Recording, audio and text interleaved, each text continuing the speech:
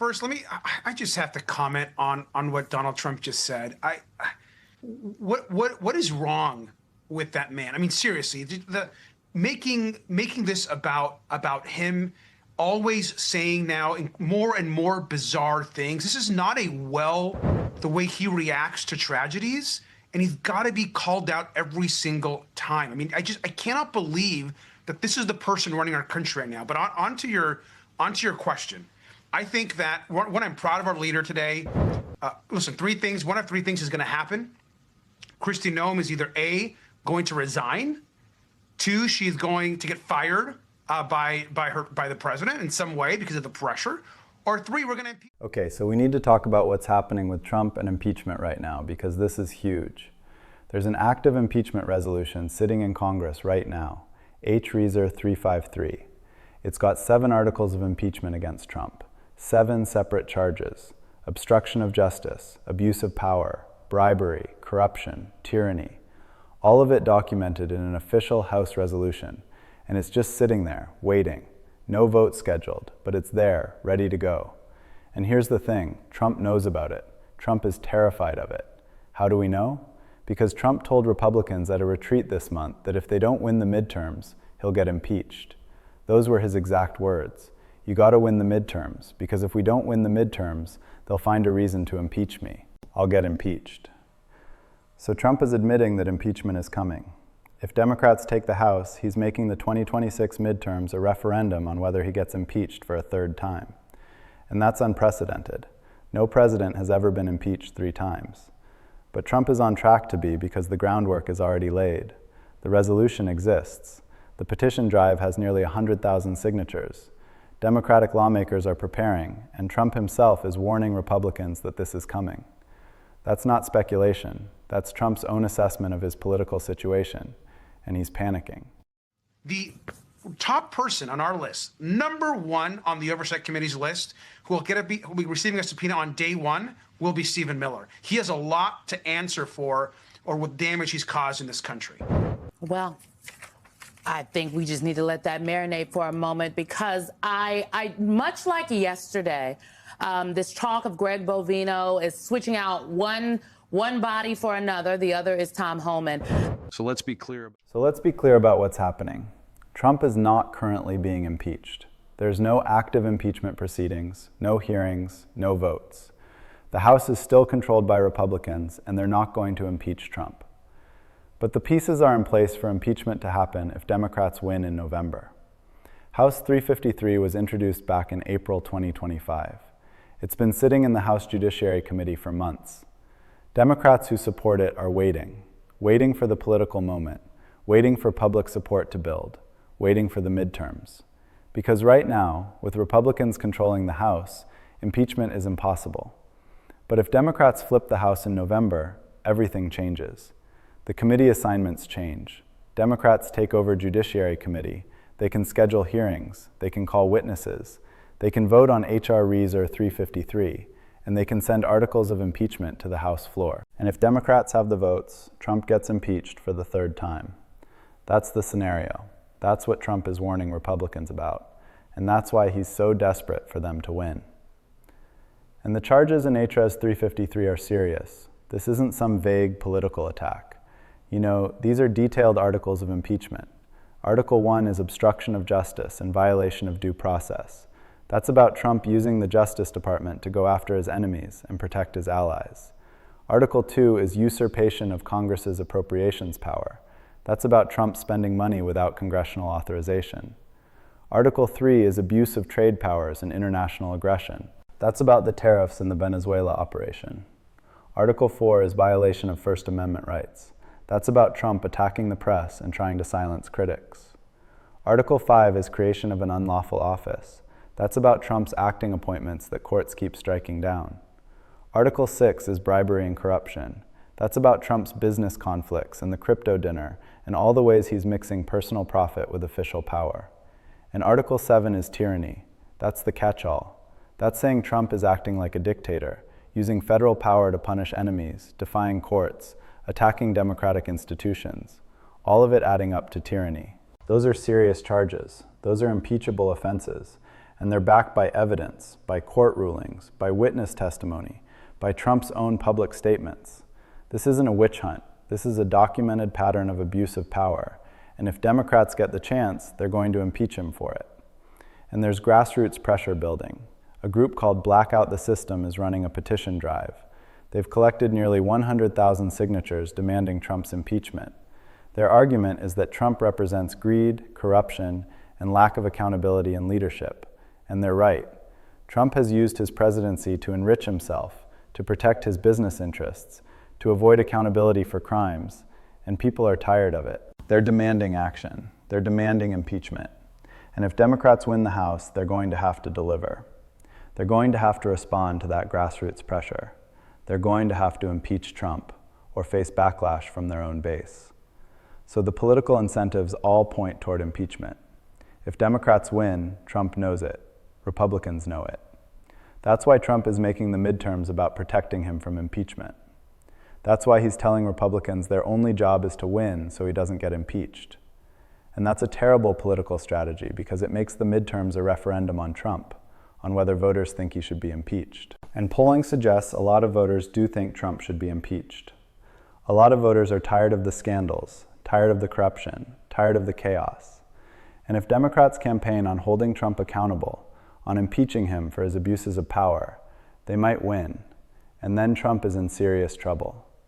And we're about to break down exactly what's in these impeachment articles, why Trump is so scared, and what happens if Democrats actually do impeach him for a third time. All right, let's dig into HS 353, because you need to understand what Trump is actually facing here. This resolution was introduced in April 2025. It has Democratic sponsors, and it lays out 7 articles of impeachment. Let's go through them one by one. Article 1 is obstruction of justice and violation of due process. This is about Trump weaponizing the Justice Department, using federal prosecutors to go after his enemies, installing acting U.S. attorneys without proper Senate confirmation, ordering investigations of Letitia James and other Trump critics, interfering with ongoing prosecutions. All of that is documented. Courts have struck down Trump's acting appointments. Judges have called his use of prosecutors unlawful. There's a clear pattern of Trump using DOJ as a political weapon. And that's obstruction of justice. That's violating the constitutional principle that justice should be blind and independent. Trump is treating DOJ like his personal law firm, and that's an impeachable offense. Article 1 documents all of it. The acting appointments, the retaliatory investigations, the interference, all backed by court rulings and testimony. Article 2 is usurpation of Congress's appropriations power. This is about Trump spending money without congressional authorization. The Constitution gives Congress the power of the purse. Congress decides how federal money gets spent, but Trump keeps bypassing that. He declares emergencies to redirect military funding. He freezes spending that Congress appropriated. He withholds money from programs and states. He spends on things Congress didn't authorize. That's unconstitutional. That's usurping congressional power. Courts have ruled against Trump on this repeatedly. They've said he can't just move money around to fund his priorities. He needs congressional approval. But Trump keeps doing it. He keeps claiming emergency powers. He keeps defying congressional intent. And that's an impeachable offense because it undermines the separation of powers. It makes the president a king who can spend money however he wants. And that's exactly what the founders tried to prevent. Article 2 documents all of Trump's spending violations, the emergency declarations, the frozen funds, the unauthorized expenditures, all of it showing a pattern of Trump treating congressional appropriations as suggestions rather than law. Article 3 is abuse of trade powers and international aggression. This is about tariffs in Venezuela. Trump has used old emergency laws to impose sweeping tariffs without congressional approval. Courts have struck some of them down. They've said Trump exceeded his authority, that he's abusing trade powers. But Trump keeps doing it. He keeps declaring emergencies. He keeps imposing tariffs. And then there's Venezuela. Trump authorized military action without congressional authorization. He sent troops. He conducted a raid. He captured Maduro, all without Congress declaring war or authorizing the use of force. That's a violation of the War Powers Act. That's international aggression without proper authorization. And it's impeachable because presidents aren't supposed to start wars on their own. Congress has to authorize military action. That's the Constitution. and Trump violated it. Article 3 documents the tariff abuses and the Venezuela operation, shows Trump repeatedly exceeding his constitutional authority on trade and war powers. Article 4 is violation of First Amendment rights. This is about Trump's attacks on the press and free speech. Trump has tried to weaponize federal agencies against media outlets he doesn't like. He's threatened to revoke broadcast licenses. He's ordered investigations of journalists. He's used his platform to intimidate and harass critics. And his memo authorizing sanctions against law firms that sue his administration is a direct attack on the right to petition for redress of grievances. That's First Amendment stuff. You're supposed to be able to sue the government without fear of retaliation. But Trump is threatening lawyers with sanctions if they challenge his policies. That chills speech. That suppresses dissent. That violates the Constitution. And it's impeachable because the First Amendment is fundamental. It's the foundation of democracy, and Trump is attacking it. Article 4 documents all of Trump's assaults on free speech, the threats to media, the intimidation of critics, the attempts to punish people for exercising their constitutional rights. Article 5 is creation of an unlawful office. This is about all those acting appointments. Trump has installed acting officials all over the executive branch without proper Senate confirmation. Acting U.S. attorneys, acting cabinet members, acting agency heads, and he's kept them in those positions way longer than the law allows. Courts have ruled these appointments unlawful. They've said Trump is violating the Federal Vacancies Reform Act. But Trump keeps doing it. He likes acting officials because he can control them. They don't have to go through Senate confirmation. They don't have to answer tough questions. They're just loyal to Trump. But that's not how appointments are supposed to work. The Constitution requires Senate confirmation for major positions. Trump is bypassing that, creating an unlawful system of temporary appointees who serve indefinitely. And that's impeachable because it undermines constitutional checks on executive power. Article 5 documents all of Trump's unlawful appointments, shows the pattern of bypassing Senate confirmation. Article 6 is bribery and corruption. This is about Trump mixing his business interests with official power.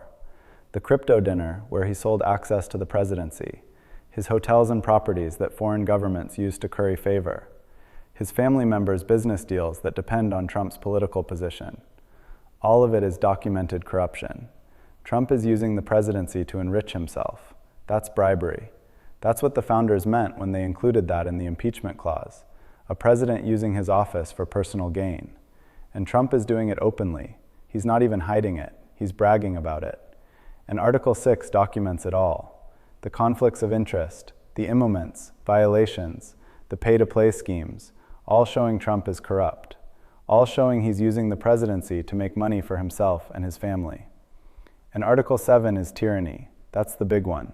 That's saying Trump's pattern of conduct amounts to tyrannical abuse of power. He defies courts, he attacks democratic institutions, he uses federal agents to punish enemies, he threatens states that don't comply with his demands, he suppresses dissent, he claims unlimited executive power, he acts like he's above the law. That's tyranny. That's what dictators do. And the founders included provisions in the Constitution to remove tyrants. Impeachment is designed for exactly this situation. When a president becomes a threat to democracy itself, when they abuse power systematically, when they undermine constitutional government, that's when impeachment is necessary. And Article 7 argues Trump has reached that point, that his conduct collectively amounts to tyranny, and therefore he must be removed from office. So those are the 7 articles, and they're detailed. They're backed by evidence.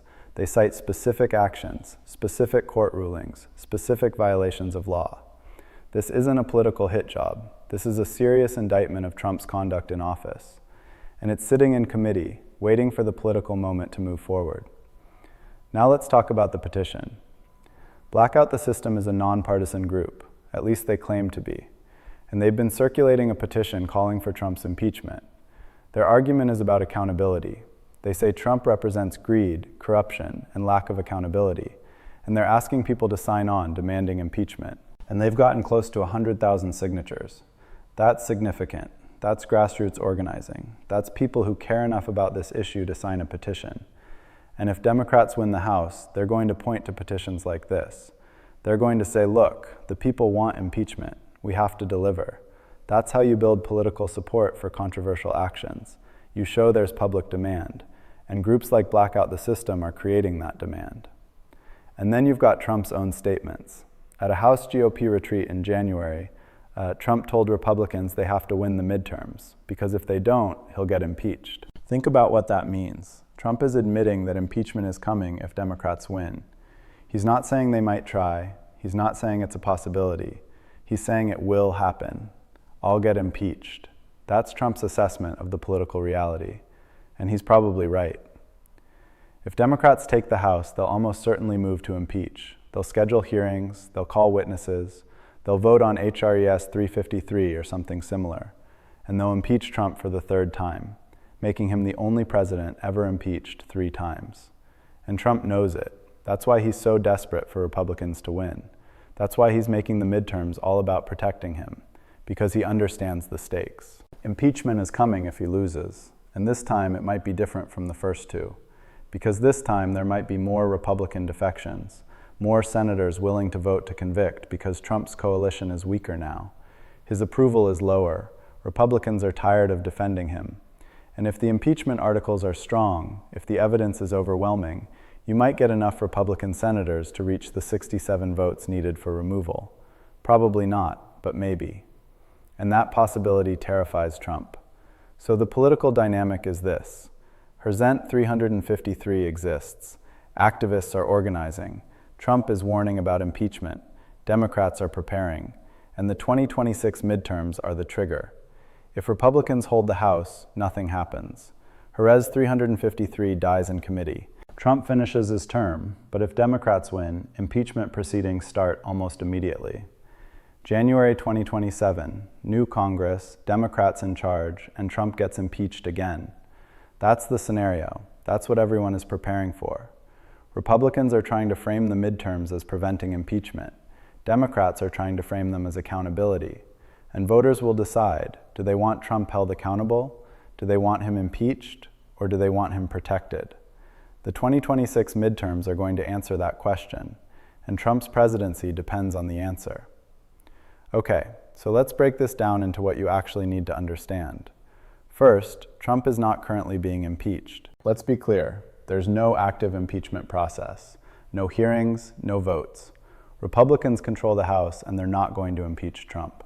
So anyone saying Trump is being impeached right now is wrong. But what is true is that the groundwork for impeachment exists. Reser 353 is a real resolution with real articles of impeachment. It's sitting in committee, and if Democrats take control of the House in November, they can move it forward. They can schedule hearings, they can vote, they can impeach Trump. So the breaking update isn't that Trump is being impeached now. It's that impeachment is teed up and ready to go if Democrats win. That's the story. The pieces are in place. The resolution exists. The public pressure is building. And Trump himself is predicting it will happen. So while impeachment isn't happening today, it's very likely to happen in 2027 if Democrats win in 2026. Second, the 7 articles in HRE 353 cover Trump's major abuses of power during his second term: obstruction of justice, usurping spending power, abuse of trade and war powers, violating First Amendment, unlawful appointments, bribery and corruption, tyranny. Each article is detailed and backed by evidence, court rulings, Trump's own statements, documented actions. This isn't vague, this isn't reaching. These are specific, provable charges. Democrats have done their homework. They've built a case. And if they get the chance to present it, it's going to be compelling. It's going to be hard for Republicans to dismiss as partisan witch hunt because there's too much evidence, too many court rulings against Trump, too many examples of Trump violating the law. So if impeachment proceedings happen, the substance is there, the articles are solid, and Trump will have a hard time defending himself. Third, Trump's own warning to Republicans shows how scared he is. When a president tells his party that they have to win elections to prevent him from being impeached, that's desperation. That's Trump admitting he's vulnerable, admitting the charges against him are serious, admitting that if Democrats get power, they'll use it to hold him accountable. Trump isn't acting confident, he's acting terrified, and he should be, because impeachment for a third time would be historically unprecedented. It would cement Trump's legacy as the most corrupt president in American history. The only president impeached 3 times. That's humiliating. That's devastating. And Trump cares about his image. He cares about how he's perceived. And being impeached 3 times destroys his brand. It makes him look like a criminal, like someone who can't stay out of trouble, like someone who constantly abuses power. That's not the image Trump wants, but it's the image he's going to get if Democrats impeach him again. Fourth, the 2026 midterms are now explicitly a referendum on Trump's accountability. Trump has made them that by warning Republicans that losing means impeachment. He's telling voters that's what the election is about. Do you want Trump impeached or not? That's the choice. Vote Republican and Trump stays. Vote Democratic and Trump faces impeachment. That clarity is unusual. Most midterms are about a mix of issues: economy, healthcare, immigration. But 2026 is going to be dominated by one question: should Trump be held accountable for his abuses of power? And that's good for Democrats politically, because a lot of voters, including independents and some Republicans, think Trump should be held accountable. They're tired of the scandals, tired of the corruption, tired of Trump acting above the law. So if Democrats campaign on accountability and impeachment, they might win. They might flip the House, and then Trump's nightmare comes true. Fifth, the petition drive shows there's grassroots appetite for impeachment. Almost 100,000 signatures might not sound like a lot, but it shows organized pressure. It shows people care enough about this issue to sign a petition, to get involved, to demand action. And those are the people who vote in midterms, who volunteer for campaigns, who donate money. The Democratic base wants Trump impeached. They want him held accountable. And if Democrats win the House, that base is going to demand impeachment. Party leaders will have to deliver or face backlash. So the petition is important not because of the raw number of signatures, but because it represents organized grassroots pressure that will force Democrats to act if they get power. So yeah, when you see headlines about breaking updates in Trump impeachment that's describing this situation, HRES 353 exists. It has 7 detailed articles documenting Trump's abuses of power. Activists have collected nearly 100,000 petition signatures demanding impeachment. Trump himself is warning Republicans that if they lose the midterms, he'll get impeached. The pieces are in place, the groundwork is laid, and the 2026 midterms are the trigger. If Democrats win, Trump gets impeached again, for the 3rd time in his presidency, making him the only president ever impeached 3 times. That's historically unprecedented. That's devastating to Trump's legacy and his political power. And Trump knows it. That's why he's panicking. That's why he's making the midterms all about protecting him. That's why he's desperately trying to keep Republicans in power, because he understands that impeachment is coming if he loses. And this time, with all the scandals and court rulings and evidence piling up, it might actually lead to conviction. Probably not, but maybe. And that tiny possibility is enough to terrify Trump, because he's spent his entire life avoiding consequences, avoiding accountability. And impeachment is the ultimate accountability. It's the country saying, you abused your power, you violated your oath, you need to be removed. And even if removal doesn't happen, even if Senate Republicans protect him again, the impeachment itself is damaging, it's humiliating, it's another permanent stain on his record. And Trump can't stand that. He can't stand being labeled a criminal and a tyrant. But that's exactly what impeachment does. It formally charges him with high crimes and misdemeanors. It documents his abuses in the historical record. It tells future generations that Trump was so corrupt, so lawless, that he was impeached 3 separate times. That's Trump's legacy. And the 2026 midterms decide whether that legacy becomes reality. Trump is fighting for his political survival. Republicans are fighting to protect him. Democrats are fighting to hold him accountable. And voters will decide who wins. Will they give Democrats the power to impeach Trump? Or will they protect Trump by keeping Republicans in control? That's the question on the ballot in November. Everything else is secondary. The economy matters, foreign policy matters, but the dominant question is about Trump, about accountability, about whether a president who abuses power faces consequences. And that's why Trump is so scared. That's why he's warning Republicans about impeachment, because he knows it's coming if he loses. And he can't stop it except by winning. So he's making the midterms all about him, all about protecting him from impeachment. And that might backfire because a lot of voters don't want to protect Trump. They want to hold him accountable. They want him impeached. They want consequences for his abuses. And if enough of those voters turn out in November, Democrats win and Trump gets impeached for the 3rd time, and his presidency is permanently defined by corruption, scandal, and impeachment. That's the breaking update. That's the real story. Impeachment is coming if Democrats win. And Trump is terrified. Stay tuned, because the next 10 months are going to determine Trump's fate. The midterm campaigns will dominate the news. Every scandal, every court ruling, every Trump abuse of power will be used by Democrats to argue for impeachment. And Republicans will try to defend Trump and change the subject. And voters will watch it all and make a decision. Do they want 4 more years of Trump scandal and chaos, or do they want accountability? The answer to that question determines whether Trump gets impeached for a 3rd time, and whether he might actually be removed from office. This is the biggest political story of 2026, and it's just getting started.